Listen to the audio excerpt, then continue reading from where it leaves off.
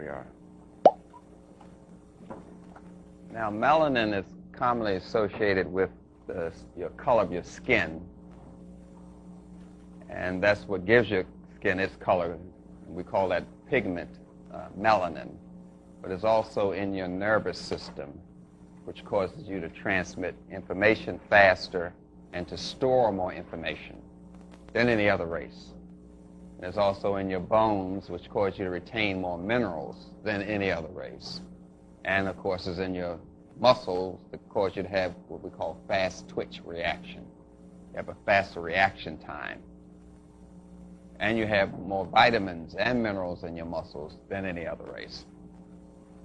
Melanin is also in your eyes that cause you to absorb more color than any other race.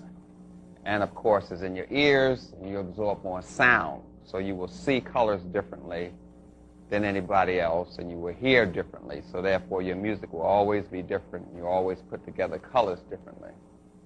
Melanin is in your taste buds, which cause you to have the ability to taste the full flavor of the food. You absorb more taste. So you always combine your food differently, and you eat somebody else's food and say that's bland or whatever you want to say. You know what I'm saying. That's because they don't have the ability to taste the full flavor of food like you do. The melanin causes you to have this ability. It's what we call the biochemical marker of life. The more melanin you have, the more civilized you are. The more melanin you have, the more psychic you are. You see what I'm saying? Yeah. I'm saying the more melanin you have, the more human you are. And that is what we're talking about. We're talking about how to understand this unique ability to be human, to be melanated, and how to sustain it. The problem with this melanin is that all drugs work by destroying melanin. It's not a drug unless it can destroy melanin in some way. It has to speed it up, slow it down, or destroy it. But they use different terms when they talk about melanin. They won't say melanin. They may say melatonin, which is made from melanin. Or they may say serotonin, which is made from melanin. These are hormones that are made from melanin. So you read in the literature, it says melatonin or serotonin reuptake inhibitor. Those are alchemical terms to say it stops your body from using melatonin, which is made from melanin, which means it stops your body from using melanin. And we simply use these big old awkward terms, and we say it's melatonin reuptake or serotonin reuptake inhibitor. The problem with science is it's a very crude way to explain something.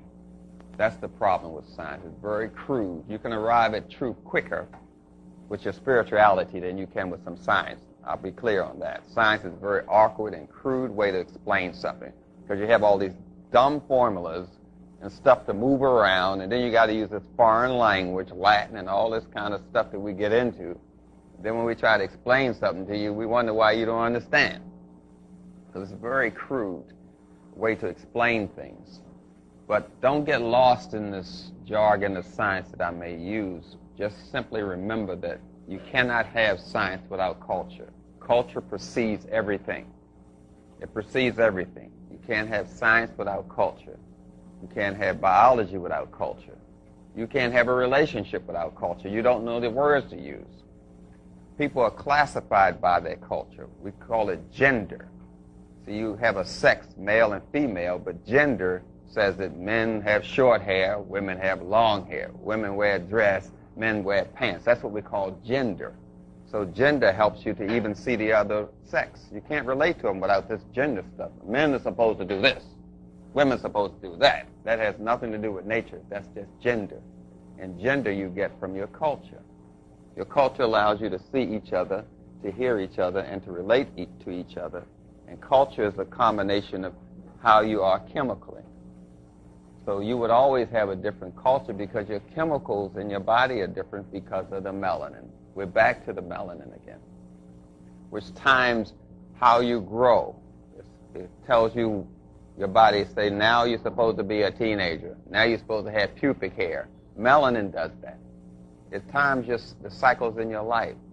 So when you mess with that melanin, you're messing with a lot of stuff there.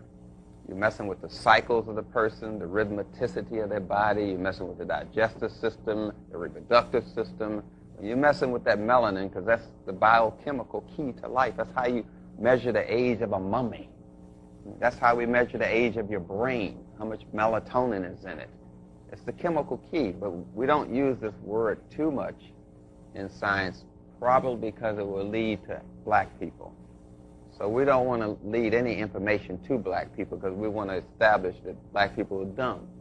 So if you start using this word melanin, you can say, well, who has the most melanin? What are we talking about here? So every time they have a melanin conference in the world, which is every 3 years, the Germans come, the Italians come, the U.S. comes, the Canadians come, but no one black is ever invited or has ever attended the melanin conference. And that's done on purpose, primarily because